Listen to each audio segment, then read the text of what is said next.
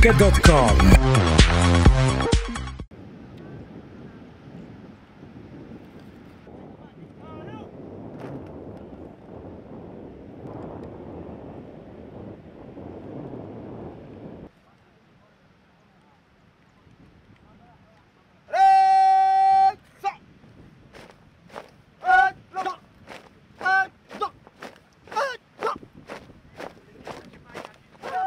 tababarkan degmada aad iyo aad ugu fiican yahay maadaama ay ciidamo u soo talagalay inay dawladooda difaacdaan shacabkooda difaacdaan dalkooda cadow u soo duulay inay ka difaacaan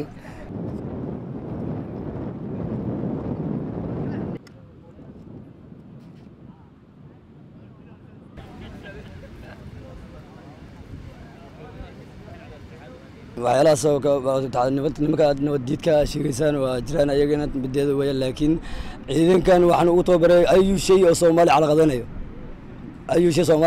gaar ahaan gobolkii calaqadanayo inaan taasan ugu tababaray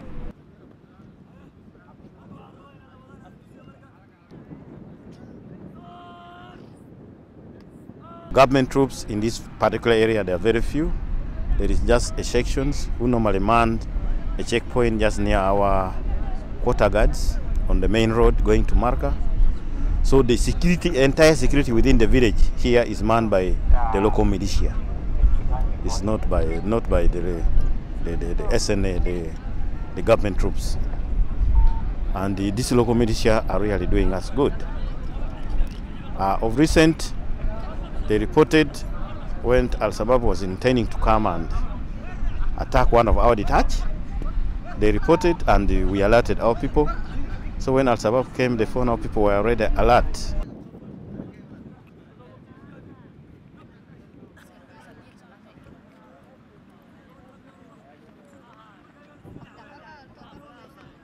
maxaa uu kala faa'iinaa maxaa la ciidankan ugu biiro dalkayga dhibaatadiisa iyo gobolka Shabeellaha Hoose dhibaatada lagu haayo ay uu kala faa'iinaa ciidanka soo biiro tababar u galo wax barashadeena soo baabi'iyo